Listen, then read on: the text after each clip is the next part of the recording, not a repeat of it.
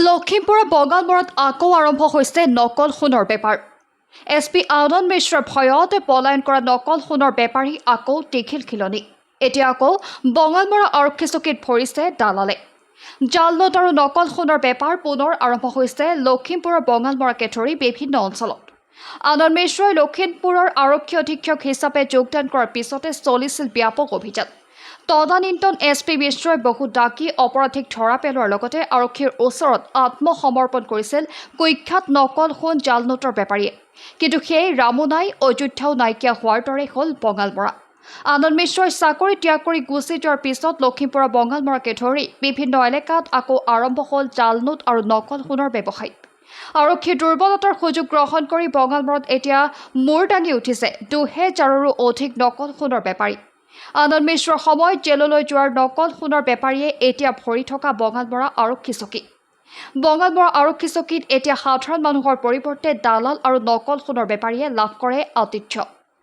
শুক্ৰবাৰে north Lakhimpur press ক্লাবত এক সংবাদমেল সম্বোধন কৰি গুৰুতৰ অভিযোগ উত্থাপন কৰে ছাত্ৰ মুক্তি সংগ্ৰাম সমিতিৰ লখিমপুৰ জিলা সমিতিয়ে। তেওঁলোকৰ অভিযোগ, একাংশ নকল সোণ বেপাৰীয়ে আৰম্ভ কৰিছে ড্ৰাগছৰ ব্যৱসায়, যাৰ পৰিণতিত বঙালমৰাত এতিয়া কমেও শতাধিক ড্ৰাগছ বেপাৰীয়ে মুকলিকৈ বিক্ৰী কৰিছে ড্ৰাগছ। বঙালমৰা আৰক্ষী চকীৰ ভাৰপ্ৰাপ্ত বিষয়া বকুল গগৈ আৰু লখিমপুৰ আৰক্ষীৰ দুৰ্বল ভূমিকাৰ বাবেই বঙালমৰাত পুনৰ এনে অপৰাধী ঘাটি হৈ পৰাৰ অভিযোগ সংগঠনটোৰ। অসমৰ ভিতৰতে অন্যতম দুৰ্নাম থকা আৰক্ষী চকী বঙালমৰা আৰক্ষী চকীৰ বাহিৰে ভিতৰত CCTVৰ ব্যৱস্থা কৰি নিৰীক্ষণ কৰাৰ দাবী ছাত্ৰ মুক্তি সংগ্ৰাম সমিতিৰ। আৰক্ষীৰ সহযোগ নহয় কেনেকৈ এটা নেটৱৰ্ক গঢ়ি তুলিবলৈ তেওঁলোক সক্ষম হৈছে। আজি কিছুদিন আগত ১ নং আমোদপুৰৰ দুজন ল'ৰা ড্ৰাগছ লৈ তেজপুৰত ধৰা গ'লে প্ৰায় ১ কোটি টকাৰ ড্ৰাগছ, ১ কোটি টকাৰ। তাৰ কিছুদিন পিছত আকৌ নকল সোণ নকল টকা লৈ গুৱাহাটী ধৰা গ'লে এই ১ নং আমোদপুৰৰ ল'ৰা। গোটেই বঙালমৰা এলেকাৰ এই বঙালমৰা এলেকাৰ আৰক্ষী চকী কিয় দিলে, এইটো এটা আমাৰ প্ৰশ্ন। বঙালমৰা আৰক্ষী চকীৰ এলেকাত এনেকুৱা এটা দালাল ৰাজ চলি আছে। বঙালমৰা থানাত গোটেই দিনটো ২০-২৫ জন এটা দালালৰ এটা অত্যাচাৰ চলি আছে। দালালৰ কাৰণে যিসকল মানে সাধাৰণ ৰাইজ তেওঁলোকে আৰক্ষী বিভাগৰ লগত পোনপটীয়াকৈ কথা ক'ব নোৱাৰে। বিভিন্ন ধৰণৰ সমস্যা হৈ আছে আমাৰ বঙালমৰা এলেকাত।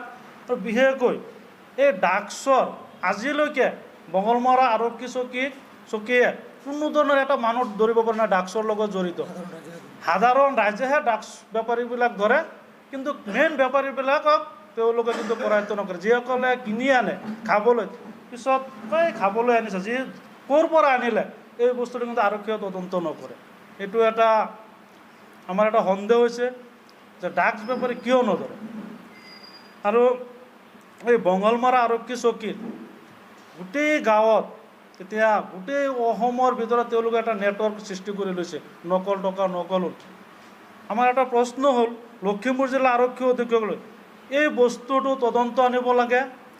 আৰু যিসকল ব্যক্তিয়ে কৰিছে কাম কৰি আছে নকল টকা হওক নকল সোণ হওক, তেওঁলোকক আমি দাবী জনাইছোঁ তেওঁলোকক গ্ৰেপ্তাৰ কৰিব লাগে, তেওঁলোকৰ ওপৰত শাস্তিমূলক ব্যৱস্থা কৰিব লাগে। এতিয়া আমাক বহুতে গুৱাহাটীৰ পৰা ফোন কৰে, বিভিন্ন ধৰণৰ আমাৰ ল'ৰা ছোৱালী যেতিয়া বাহিৰত যায় পঢ়িবলৈ যায়, গুৱাহাটী গ'লে যিকোনো চিকিৎসা কৰিবলৈ ক'ৰবাত গ'লে ঘৰ ভাড়া নিদিয়ে আমাৰ মানুহক। বঙালমৰা এলেকাৰ মানুহসকলে ঘৰ ভাড়া নিদিয়ে, যে নহয় তোমালোকক ঘৰ ভাড়া নিদিওঁ, কিবা তোমালোকে ড্ৰাগছ বেপাৰ কৰা নকল সোণ বেপাৰ কৰা এইবিলাক ইয়াত তোমালোকে জন্ম দিবা। এনেকুৱা এটা আমাৰ পৰিৱেশ সৃষ্টি হৈছে বঙালমৰা এলেকাত। এই বস্তুটো একমাত্ৰ আৰক্ষী প্ৰশাসনে এই বস্তুটো নাইকিয়া কৰিব পাৰিব। আমি আৰক্ষীক সন্মান জনাওঁ, আমি আৰক্ষী বিভাগক সকলো ধৰণৰ সহায় সহযোগিতা কৰিম, কিন্তু আৰক্ষীৰ ফালৰ পৰা সহায় সহযোগিতা কৰিব লাগে। কিন্তু আমি দেখা পাইছোঁ আৰক্ষী প্ৰশাসনে এই বস্তুটোত একেবাৰে নীৰৱ ভূমিকা পালন কৰি আছে। কিন্তু আনন্দ মিশ্ৰৰ দিনত অলপ এই বস্তুটো নাইকিয়া হৈ গৈছিল, কিন্তু আকৌ পুনৰ এই বস্তুটো আৰম্ভ হৈছে। কিন্তু আপোনালোকে চাব, য'তে নকল টকা নকল সোণ ড্ৰাগছৰ লগত জড়িত অকল বঙালমৰা এলেকাৰ মানুহ। কিয় বঙালমৰাকে আৰক্ষী চকী নাই নেকি? লখিমপুৰ জিলা আৰক্ষী অধীক্ষক মহোদয়া এই বস্তুটো কিয় তদন্ত নকৰে? অকল বঙালমৰা এলেকাৰ মানুহে এইবিলাক কৰে। আৰু আমাৰ বঙালমৰা যিখন গাঁও আছে, কেইটামান গাঁও আছে, বিশেষকৈ ১ নং আমোদপুৰ ২ নং আমোদপুৰ, এইটো ড্ৰাগছৰ যিটো বেপাৰ চলি আছে গোটেই প্ৰায় মানুহে ড্ৰাগছ খাই আছে, কিন্তু আজিলৈকে আৰক্ষী প্ৰশাসনে এটা মানুহক ধৰিব পৰা নাই এই ড্ৰাগছৰ লগত জড়িত থকা ব্যক্তিক। কিন্তু আমাৰ এটা সন্দেহ হৈছে কিবা আৰক্ষীৰ লগত কিবা বুজাপৰা আছে নেকি, আজিলৈকে কিয় তেওঁলোকে ধৰিব পৰা নাই। 1 নং আমোদপুৰৰ এটা ঘৰৰ 5জন মানুহ আছিল, 4জন ড্ৰাগছত ধৰা পৰিলে 1 কোটি টকা লৈ, 1 কোটি ড্ৰাগছত। কিন্তু আৰু এজন ল'ৰা এতিয়া ঘৰত আছে, আমি ছাৰক বাৰম্বাৰ আমি অনুৰোধ জনাইছিলোঁ তেওঁলোকে এটা তদন্তক আনিব লাগে, কিন্তু আজিলৈকে আমি কোনো ধৰণৰ দেখা নাই যে তেওঁলোকে তদন্তত আনিছে নেকি। কিন্তু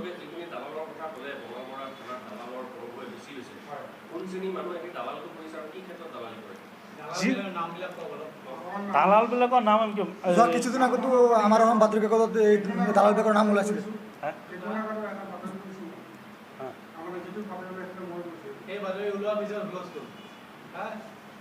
সেই বাতৰিটো সম্পূৰ্ণ সত্য আছিলে, সেই বাতৰিটো সত্য আছিলে।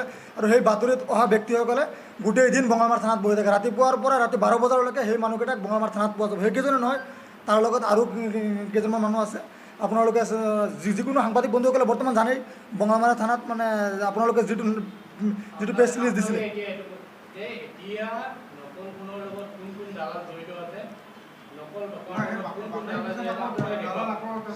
এইটো আৰক্ষী প্ৰশাসনে সম্পূৰ্ণভাৱে জানে কোন কোন জড়িত না।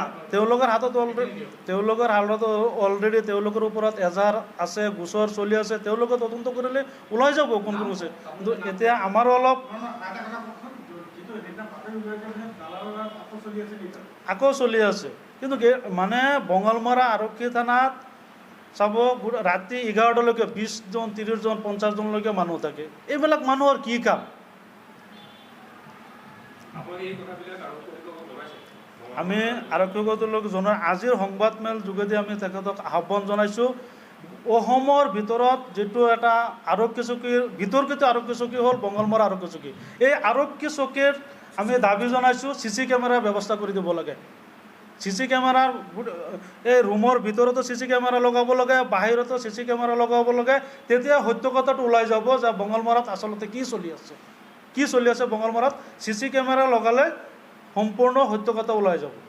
আমাৰো এটা প্ৰাণৰ বাবুকি থাকে, কিছুমান মানুহৰ আমাক বিভিন্ন ধৰণৰ আমিও বাবুকি পাওঁ। কিন্তু এই বাবুকি তেওঁলোকে ক'ৰ পৰা দিয়ে আমাক? তেওঁলোকৰ নেটৱৰ্কটো বহুত ডাঙৰ।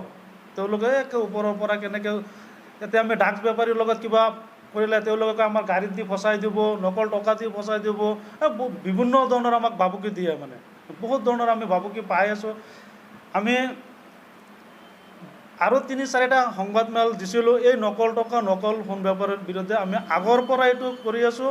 আমি যিমান দিনলৈ জীয়াই থাকিম এই বস্তুটোৰ বিৰুদ্ধে আমি মাত মাতি যাম। কিন্তু আমাৰ সমাজখন বিশেষকৈ লখিমপুৰ জিলাৰ যিটো বঙালমৰা, বিপুৰীয়া, নাওবৈচাৰ, লালুক এইকেইটা থানাৰ এলেকাৰ যিটো আমাৰ বিশেষকৈ মাইনৰিটি এলেকাৰ গাঁৱত আমি এনেকুৱা এটা পৰিস্থিতিত ভুগি আছোঁ। আমি বাহিৰত ক'ৰবাতো চিকিৎসা কৰিবলৈ গ'লে আমাৰ ৰুম লোৱাত অসুবিধা হয়।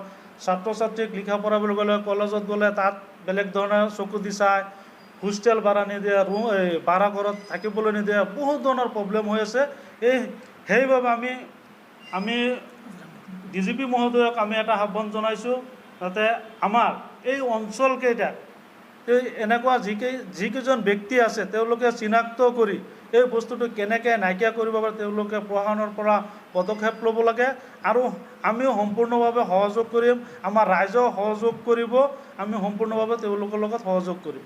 কিন্তু কিছুমান আৰক্ষী বিষয়া সভা পাতিছোঁ, আন্দোলন কৰি ইয়াৰ বিৰুদ্ধে ধৰ্ণা দিছোঁ, বহুতবাৰ আমি সজাগতা চেষ্টা কৰি গৈছোঁ। বৰ্তমান বঙালমৰাত তেনেকুৱা এটা পৰিস্থিতি হৈ গ'ল, 100 বা 200 সোণ বেপাৰী নহয় বা জালি সোণৰ বেপাৰী নহয়, এইটো 2000ৰ ঘৰ অতিক্ৰম কৰিলে। যিটো 1জন বা 2জন হ'লে আপুনি সজাগতা সভা দি আপুনি এইটো নিৰ্মূল কৰিব পাৰে। এতিয়া এই সোণ বেপাৰী 1জন বা 2জন হৈ থকা নাই, এইটো 2000ৰ ঘৰ অতিক্ৰম কৰিলে। আৰু এতিয়া আপুনি চাব গোটেই অসমত য'তেই সোণ বেপাৰী ধৰে বঙালমৰাৰ নামটো উত্থাপন হয়, য'তেই ড্ৰাগছ ব্যৱহাৰ ব্যক্তিক ধৰে বঙালমৰাৰ নামখনেই উত্থাপন হয়। আৰু কিন্তু যিবিলাকৰ নাম উত্থাপন হয়, যিবিলাকক মানুহ আনন্দ মিশ্ৰাই ধৰি জেল হাজতলৈ প্ৰেৰণ কৰিছিলে বা গোটেই অসমত ধৰি জেল হাজতলৈ প্ৰেৰণ কৰিছিলে, সেই মানুহবিলাকে চাব আপোনালোকৰ ৰাতিপুৱাৰ পৰা ৰাতি 12 বজালৈকে বঙালমৰা থানাত থাকে। আৰু বঙালমৰা আৰক্ষী চকীৰ আৰক্ষী বিষয়াসকলৰ লগত ফোনত কমেও দিনৰ ভিতৰত কমেও 10 বাৰ ফোনত মানে যোগাযোগ হয়। এইটো আমি ৰহস্যটো বুজি পোৱা নাই। আৰু সোণ বেপাৰীয়ে থানাত গণে গণে যোৱাৰ ৰহস্যটো কি? ইমান গণে গণে এজন সোণ ব্যৱসায় কৰা ব্যক্তিসকল থানাত যোৱাৰ কোনো ৰহস্য নাই নহয়। গোটেই দিনটো ৰাতিপুৱাৰ পৰা ৰাতি 12 বজালৈকে কমেও 10জন বঙালমাৰা থানাত নন ষ্টপ আপোনালোকে 10জনতকৈ অধিক সোণ বেপাৰী বঙালমাৰা থানাত বহি থাকে। সেইটো ৰহস্য আজিলৈকে কিন্তু বিচাৰি পোৱা নাই। এই বঙালমাৰা বুকুল গগৈ থকাৰ কথাই কোৱা নাই, বিভিন্ন সময়ৰ পৰা যুগ যুগ ধৰি চলি আহিছে এইটো। সেইকাৰণে বঙালমাৰাত আপোনাৰ ফাৰ্ষ্টত 150 মান সোণ বেপাৰী আছিল, কিন্তু বৰ্তমান 2000ৰ ঘৰ অতিক্ৰম কৰিলে। কিন্তু ফাৰ্ষ্টত বঙালমাৰাত 2-3জন ব্যক্তি ড্ৰাগছ ব্যৱসায়ৰ লগত জড়িত আছিলে, কিন্তু এতিয়া ড্ৰাগছ ব্যৱসায়ৰ নেটৱৰ্কটো বহুত দীঘল হৈ গ'ল। বঙালমাৰাত এতিয়া প্ৰায় 400ৰো অধিক ড্ৰাগছ ব্যৱসায় চলাই আছে, মুকলিভাৱে এইটো কৰি আছে বঙালমাৰাত। কিন্তু আপোনালোকে চাব, কোনো ড্ৰাগছ ব্যৱসায়ক আজিলৈকে পুলিচ প্ৰশাসনে ধৰা নাই। হয় স্থানীয় দল সংগঠনে ধৰিছে, নহয় সাধাৰণ ৰাইজে ধৰিছে, এই মানে কোনো পুলিচ প্ৰশাসনে ধৰা নাই। মানে সেইটোৱে ক'ব বিচাৰিছোঁ কি পুলিচ